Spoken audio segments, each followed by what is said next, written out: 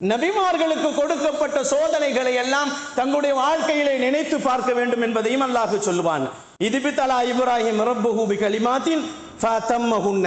அல்லாஹ் சொல்லுவான், இப்ராஹிம் அலைஹிஸ்ஸலாம் அவர்களுக்கு பல சோதனைகளை நாம் கொடுத்தோம். அல்லாஹ் சொல்லுவான், 30 கட்டங்களாக பல சோதனைகளை அல்லாஹ் இப்ராஹிம் அலைஹிஸ்ஸலாம் அவர்களுக்கு கொடுத்திருந்தான். 30 கட்டங்களாக அதை 3 விதங்களாக அல்லாஹ் கொடுத்திருக்கிறான். அதிலே மொத்தம் 30 கட்டளைகளை அல்லாஹ் சொல்லுகிறான் இப்ராஹிம் அலைஹிஸ்ஸலாம் அவர்களுக்கு.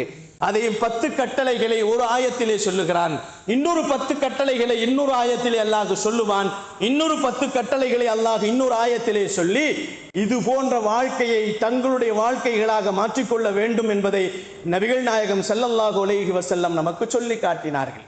கண்ணியமானவர்களே, அல்லாஹுவின் நல்லடியார்களே, இப்ராஹிம் அலைஹிஸ்ஸலாம் அவர்களுடைய வாழ்க்கையிலே அல்லாஹு ஜல்ல ஷானஹு தஆலா மக்காவிலே நடந்த நிகழ்வுகளை எல்லாம் நீண்ட பட்டியலிடுவான்.